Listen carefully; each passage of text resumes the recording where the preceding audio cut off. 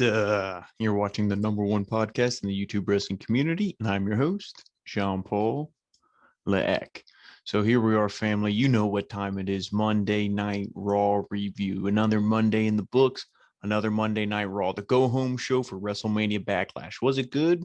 No, you already know the answer to that question, but you're here anyway because you want to support us. And again, before we get started, I want to thank you all on that for all the support, new subscribers. Thank you guys. Over the weekend, we had some soccer videos. You guys did really good on that. Please keep the views coming. And of course, check out all the content from last week. AEW Blood and Guts, NXT UK, Raw, SmackDown, NXT. We cover it all. So thank you so much for watching and all your support. But let's get into Monday Night Raw. Like I said, go home show. Usually this gets us excited for the pay-per-view. And a couple weeks ago, I said, okay, even though it's going to be rematch mania, it is a lot of, the build is okay. And then they took that down real quick because this is just, these past 2-3 weeks has just been awful. I mean, Raw is extremely awful because it's 3 hours, but this just really wasn't a good go-home show. Didn't do anything to excite me because you gave away pretty much two of the marquee matches on the card tonight. So how are we supposed to feel excited? But then again, it's WWE main roster, so normally you don't feel excited about anything. But show opens up from last, they show pretty much the main event from last week. Bobby Lashley beat Braun Strowman with the help of Drew, all that stuff. That was the big storyline going into tonight. And then we start off. Do we start off hot? Do we start off with a good match? No, we start off with a 6-woman tag match. Charlotte Flair, Nia Jax, and Shayna Baszler. And of course, Reginald's out there against Asuka, Mandy Rose, and Dana Brooke. So, you don't even start off with something good. You start off with this. And not very good. I mean, it's hard to really get into this match when you know what the real feud is, what the real story. I thought the heels were going to go over in this, but it was a lot of back and forth. Mandy Rose looked all right, Dana Brooke looked all right. The heels, mostly dominated this thing. They looked, like I said, the most dominant in here. But at the end of this thing, Dana, she gets tagged in, she starts going over Baszler counter, she hits a big backbreaker, and, she goes to tag out to Nia or Charlotte or whoever, but her leg gives out, like she just sells it like she's done. And then Asuka, she knocks Nia off the apron, hits a big shining wizard. And again, I didn't see a tag. I thought Dana was legal, but I don't know, so she hits a big shining wizard, covers Shayna for the 1-2-3. Even commentary was like, so nobody really knew. But then again, nobody really cares about this. So the baby faces win. But as soon as the match is over, you hear Asuka's music play for 3 seconds. Boom, Charlotte Flair lays her out. She hits a big boot to the face. And then, again, nobody really knows what was going on. Was this a real injury? Did she really tweak something and they called it in the ring? Like Asuka just hit a finish and let's get out of here. We don't really know. And this isn't the first time we're going to be mentioning, is this a legit injury or not on this show tonight? So, maybe this will be a newsworthy show, coming out in the next day or two more than anything, but definitely not a good show. So then, like I said, Asuka gets taken out by Flair. And then, we see all them at ringside. And also during this match, which was, I guess, the big thing, we see like right before, I think the first commercial break, Alexa Bliss came out. So she was all there with the swing set, everything, laughing, looking at this match. And I'm thinking, oh, great, she's going to be in the title picture. But, as all this happened, she was kind of laughing. Charlotte was staring at her. She was laughing. So it leads me to believe Charlotte's most likely not going to win at Backlash. Maybe there'll be some interference. Maybe Charlotte will actually be the one to get pinned. Maybe Alexa Bliss will somehow interfere. It's a triple threat, so no DQ, so she can get involved. And, maybe that'll be the next feud, because if anybody's going to bring Alexa Bliss to a good match, it's going to be Charlotte. It's not going to be Rhea. It's not going to be Asuka. It's going to be Charlotte. So maybe that's where they're going. I don't know. But again, you have Alexa Bliss in this. You have a bunch of women who aren't main event, who, people are tired of seeing. Nobody cares. It's just really hard to get into this and not a very good way to start the show. And then we see the New Day. They're backstage with Riddle. He approaches them and he thanks them for getting him a registration form to, for his new tag team with Randy Orton. Kofi says it's common knowledge that WWE tag teams must register, unlike Styles and Omos. And the Riddle jokes about Randy Orton get hit with tomatoes last week. And then he keeps going on and on. They're pointing like, yo, look who's behind you. He's like, oh, who is it? It's Randy Orton. He doesn't find this funny. And then the New Day and Riddle, they keep talking about it. He's not laughing. And he says he finds it funny when he kicks people in the head and sets things on fire and ends careers. So they're kind of like, so you see, they're all fun and games. Randy Orton isn't. I like that dynamic. And especially with what we saw at the end of their, 8-man tag, and we'll talk about other awful matches, we'll go into that as well. But I do like that from Randy Orton. And when we come back from commercial break, we see MVP. He approaches Braun Strowman's locker room and he walks inside. MVP says that Strowman almost beat Lashley last week, were not for Drew McIntyre. If Lashley had to lose the title, he'd rather lose it to Strowman. Drew's already had his chance and he couldn't do it. So if Drew somehow gets injured tonight, and he can't compete on Sunday, then Strowman's chances would be even greater. Braun says he doesn't like MVP, and he says a lot of people feel that way, but he doesn't take it personally. So you see MVP there. He's trying to, make the odds better for his man, Bobby Lashley, by trying to take trying to take Drew McIntyre out of the equation. So then we see this Sunday, Damian Priest will finally get a one-on-one match with The Miz. Priest is backstage with Adam Pearce and walks in John Morrison and The Miz. Pearce says that Priest had an idea for tonight. If John Morrison can beat him, then they can choose a stipulation on Sunday. However, if Damian Priest wins, then he chooses the stipulation. Morrison agrees, and he pulls a pair of sunglasses out of his fanny pack, and he says the forecast calls for a little drizzle of drip, and that he has drip shaved in the side of his head. So we see that. And The Miz was also unsure. He's like, oh, hey, I don't know. So you see some dissension going on there. So, and especially with what we saw last week, The Miz pretty much distracting the ref when Morrison had Damian Priest rolled up, which, hey, more of the same tonight later on. Don't worry, folks. Raw is not that creative. So, but I did like this stipulation, and Damian Priest is going to win this. And I think this will just elevate him to eventually, hopefully, be the new United States champion in defeating Sheamus. But hey, I can fantasy book all I want. We got to see what they do. So then Jinder Mahal, he cuts a promo in which he says he's happy to be back on Raw, but he hasn't come alone. He brought Veer and Shanky with him, and they were pretty much Indu Share. They were remember the team we talked about in NXT a while ago, the big, really strong, burly Indian guys, almost remind you like an Indian version of like what was it? Not the Head Shrinkers, but like Alpha and Sika, you know what I mean? Like back then, the really big Samoans, it kind of reminded you that similar look how these guys had. So it's cool to see them on here. Maybe that NXT India didn't pan out. I don't really know. I don't really follow it or anything, but I know they were over there with Jinder. Maybe that was just like a tour that they were doing, and then, okay, it's done. Bring these guys back. Again, I don't really know, but this is cool to see. And like Juan and I both said, a big upgrade from the Singh brothers. But he cuts a promo and all that, and he says that his former partner is nowhere to be seen. Mahal says that he will show why he's a former champion, and makes his way to the ring. So, then we see Jinder Mahal. Of course, he is Indu Share, which I don't know what their new tag name is, but Veer and Shanky versus Jeff Hardy. So, of course, Jeff Hardy, job. Like you don't really need to go into this match. It wasn't very long. Pretty much he just hits the big Colossus, 1, 2, 3. But Hardy goes he counters the twist of fate into the Colossus. So, boom. There it is. And, Jeff, AEW bound, I'm absolutely sure. I would put my stamp of, approval that that's going to happen. Not that I'm saying that's where he should go, but of course he's going to go join his brother. Tony Khan's a big money mark. He's going to give him all the money he wants. And why not make the money and be with your brother instead of making the money and be alone and getting jobbed out? At least AEW will probably use him legit. So, and for Jinder, I really don't know where he goes. Is he, unless you do a feud with him and Damian Priest, but I don't want to see Jinder versus Sheamus for the U.S. title, or if a babyface wins, I definitely don't want to see Jinder in the main title picture. So I really don't know where he goes from here. But then we see Elias and Jackson Riker. They're backstage. They have more tomatoes, but AJ Styles and Omos appear. They roll their eyes. AJ stops Elias from singing and says no tomatoes either. They're with the Raw Tag Team Champions, and they need to be more serious. Omos takes a tomato, squishes it, and he says this is going to be their opponents tonight. So at least AJ and Omos are somewhat serious, even though AJ was talking about he shaved his beard to be more aerodynamics. That kind of killed it a little bit. But they're trying, I guess, right? So then when we come back from commercial break, it's the RK Bros, Randy Orton and Matt Riddle and the New Day. Of course, Xavier Woods, Kofi Kingston versus AJ Styles, Omos, Elias, and Jackson Riker. And this wasn't bad. The heels looked good in this, especially Jackson Riker. He looked good. Of course, Omos, super dominant. They're really protecting this guy. Everybody sells for him. The guys, they're just really presenting him like a big monster.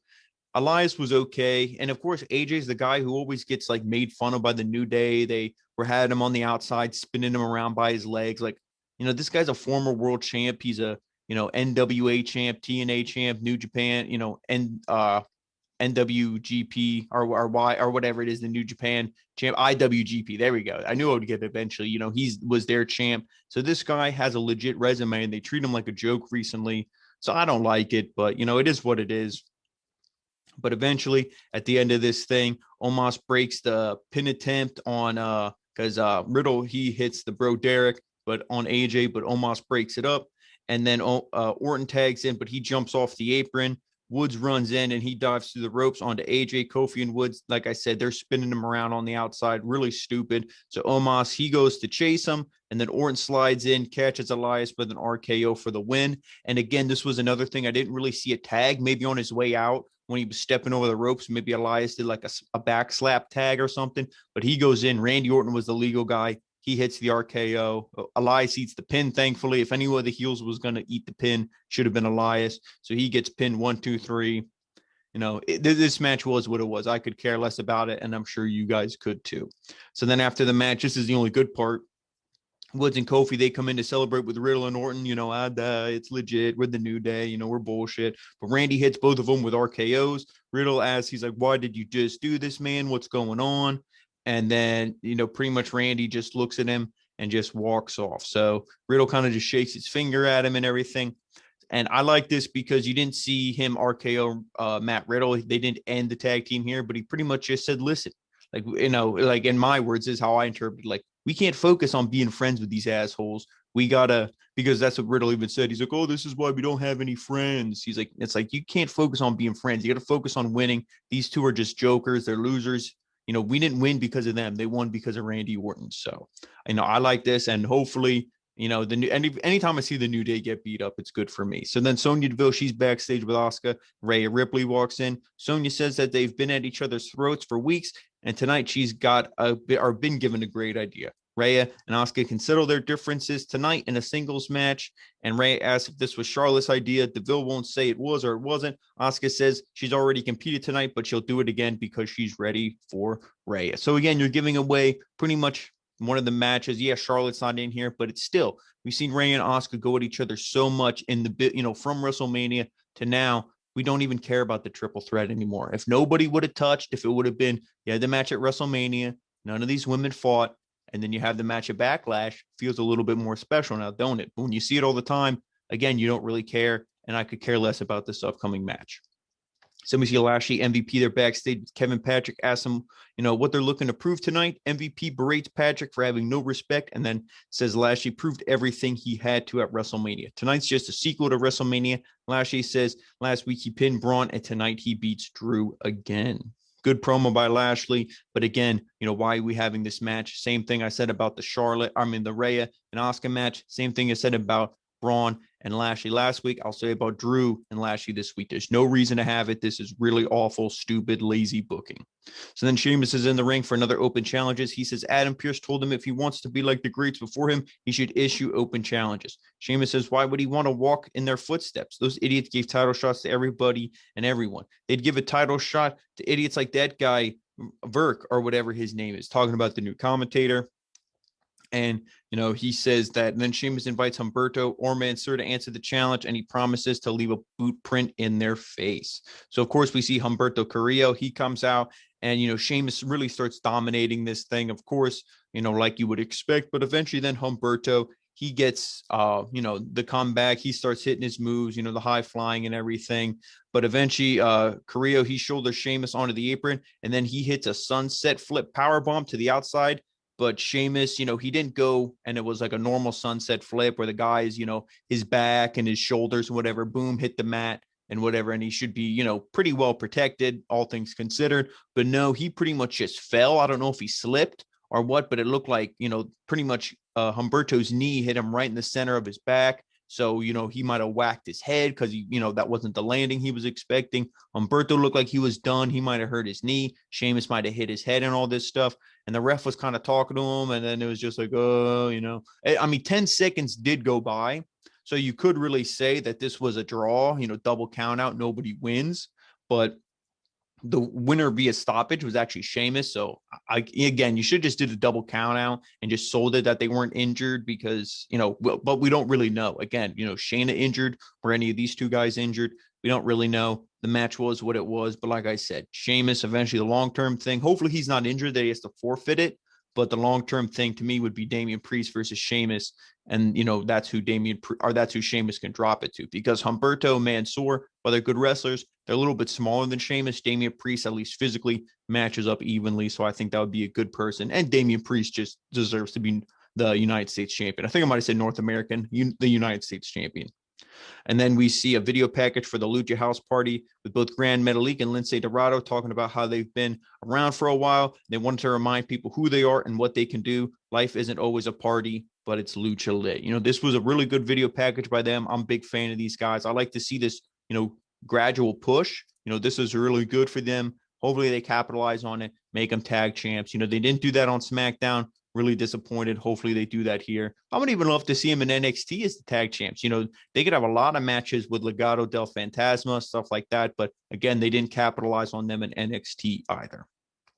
So then Cedric Alexander, he makes his way to the ring. We see a replay when he turned on Shelton last week, and he'll be taking on his former tag partner next. We get Shelton Benjamin versus Cedric Alexander, and this was really good. This was, like the Jedi Master versus the Padawan. Like, hey, man, I kind of helped you. I was the one who recruited you into this, and, now they're coming to blows. And this was good. Cedric was proving in this match why he wants to be Prime Alexander, as he calls himself, because he was really dominating this thing. You see Shelton, he was almost going to get beat. Boom, it's a big move, and then kind of, the action stalls so he can make his comeback. But then, Cedric gets back on the offense, the younger, faster guy. But this was really good. At the end of this thing, Cedric, Shelton, he goes to hit the pay dirt again, but Cedric avoids it, hits a drop kick. Alexander then hits a springboard enziguri and shouts at Benjamin in the face. And then Cedric kicks Benjamin and taunts him, but Shelton hits him with a high angle power slam.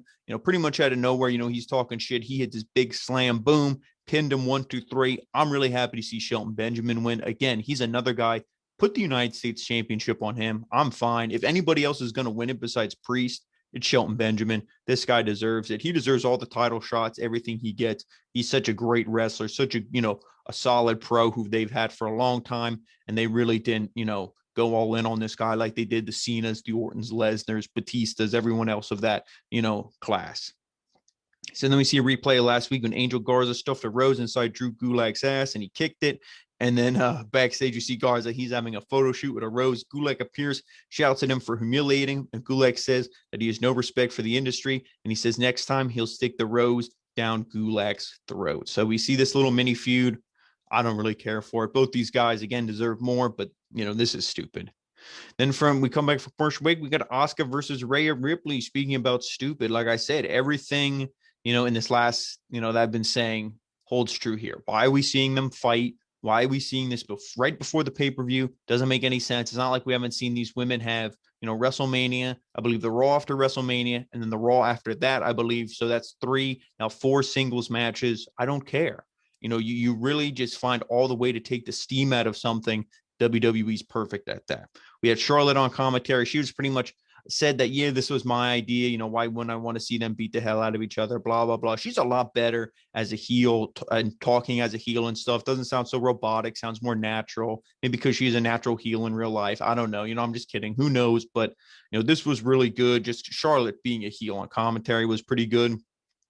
But the match itself, I mean, like I said, I really couldn't get into it just because we've seen it so many times. But at the end of this thing, Rhea wants to hit the riptide, but Asuka counters with a code breaker. And then Rhea rolls outside and Charlotte gets in her face, only for Asuka to jump off the announce desk with a hip attack to Rhea. Asuka gets the champion back inside and lands a missile drop kick for a 2. She looks for another hip attack, but Rhea catches her and hits the riptide for the win. See, I would actually have Asuka win here, unless you're going to have her win at the pay-per-view, which I would love, but I know they're not going to do that. So I would have had Asuka win here to have some momentum going into the pay-per-view again, really kind of ignite that Charlotte and Rhea feud, because, it could have been Charlotte's fault that she got in Rhea's face, which caused a distraction, which led Asuka to win, but we didn't see that. I was also expecting to see Alexa Bliss pop up again here. Didn't see that. Maybe we did. I don't know. I couldn't really pay attention to this because, like I said, how can you get into it when you've seen it so many times? But then we see Drew McIntyre. He's interviewed backstage, and he says he has no intention of getting involved, last week. But Braun put his hands on him, and he heard what MVP's plan to gang up on him tonight. So if that happens, he's toast because no man can withstand that kind of power, Lashley and Braun Strowman coming at you at once. But he says, he's not going to worry about that because, if he goes down normal, he's going to do what he should have. Or if this match goes down normal tonight, him and Lashley, it'll go down the way WrestleMania should, with a Claymore kick and him standing tall. So then the Miz and John Morrison, they come to the ring where Morrison will face Damian Priest next. So then we get this match, John Morrison with the Miz versus Damian Priest. And this match was really good. Both these guys I'm a big fan of. Again, it had the Miz distractions and everything. Morrison, he was going to pin him 1, 2, 3. Commentary was counting 4 or 5, but till the ref saw it, 1, 2, boom, Priest kicks out. So we saw more of the same here, like I had mentioned earlier. At the end of it, let's go through it. Priest hits a flying heel kick and covers for a near fall. Priest grabs Morrison by the throat and stares at the Miz. Then he looks for a chokeslam, but Morrison rolls him up for 2. Morrison wants a knee, but Priest kicks his leg, and then he wants to hit the lights. But Miz gets on the apron. While Miz is distracting, Morrison rolls up Priest. This is the spot the referee can't count. But Priest, he catches Morrison with a hit the lights later on for the 1, 2, 3. So again, you saw the distraction. Hopefully this is the dissension. Maybe Morrison won't help him in the stipulation match, which we're going to get to. But, break these guys up. If they're not doing anything with him as a tag, break him up. Let Morrison go on a babyface run. I don't know. Move Morrison down to NXT. His wife is there. To me, that would be legit. Do something like that, but they probably won't. But as soon as this match ends, Miz attacks Priest, but the Archer of Lance Archer. No, the Archer of Infamy quickly turns it around, and Miz hightails it up the ramp. Priest lifts Morrison, and he hit the lights again on him. So Morrison, jobbed out while the Miz gets off scot-free. Because that's what you get for having a hot wife in a reality TV show. The guy who can actually wrestle gets beat up and not you. So our main event is up next. We see McIntyre. He's warming up. Lashley's warming up as well. Braun Strowman approaches and stares at him. So we see, is he going to come out? What's he going to do? Is he going to take MVP's offer? Guess we got to wait and see. So Adam Pearce, he's backstage with Priest. Damien says he wants a lumberjack match on Sunday. And he says the Miz always runs from him, so he wants to ensure he can't run. Surrounding the rings with Raw, our stars from Raw, SmackDown, NXT. He doesn't care. Whatever it takes to make the Miz stay in the ring. So then, we get that match, Lumberjack, and we get a rundown for the card of WrestleMania Backlash, all the matches and everything. And then we see Lashley, he makes his way to the ring.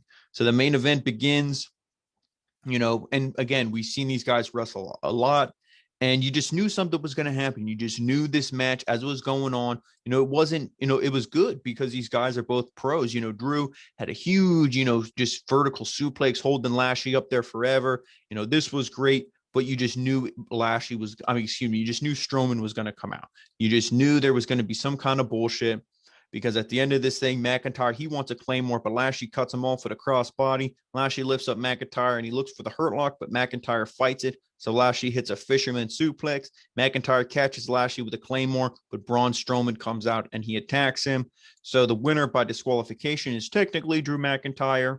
And then we see Strowman, he hits McIntyre with a running power slam and then turns to Lashley, helps him up. Lashley smiles and hugs Braun, but the monster won't let go. And then he hits a running power slam. And Braun hits Drew with another running power slam before going outside. He catches Lashley. MVP tries to hit Braun with his cane. He grabs it. He said, "How about I use this on your boy?" He throws it, and then he hits a running power slam, pretty much knocking Lashley through the barricade, leaves him laying. Strowman goes back inside and hits Drew with a third power slam and poses to end the show. So is the Monster Among Men going to be the new WWE champion? I would say probably not. After this dominant performance, I don't think they're going to have him win, especially at the pay-per-view. Maybe we'll even see an alliance between Drew and Lashley at the pay-per-view to kind of take him out. Maybe they'll lay him out, put him through the announce desk, do something that he's taken out of the match, and then they can just fight and settle it, their score, hopefully once and for all. I would love to see Lashley retain, Again, I thought you could have just did a one-on-one match here, Lashley and Strowman, save Drew for SummerSlam, big special pay-per-view if you want to give the title back to Drew. We'll have to wait and see. I mean, if the matches have the right winners and they're good, I will enjoy the pay-per-view, but I would have enjoyed it so much more if we didn't just see, pretty much the match we're going to see at the pay-per-view every week or every other week leading up to it. So that was Monday Night Raw, guys. Let me know what you think. Like I said, me personally, not a very good show. Some segments had okay parts in them, but Alexa Bliss probably being involved in the women's title picture soon is awful. A lot of injuries, or supposed injuries. We don't know. So, guys, again, let me know what you guys think in the comments. Do you agree with me? Do you disagree? Please let us know. Also, give the video a like so, it gets through the rankings so people can find it easier, because that's what we're about. We're about growing the Rope Break family, and it's all because of you guys, sharing the video, giving it a like, commenting, and all that great stuff. And also, don't forget to follow us on all our social medias, Rope Break on Facebook, OG Rope Break on Twitter, Original Rope Break on Instagram, and, of course, right here on YouTube, the home of the #1 podcast in the YouTube wrestling community. So, guys, thank you so much, and we'll see you tomorrow night at NXT.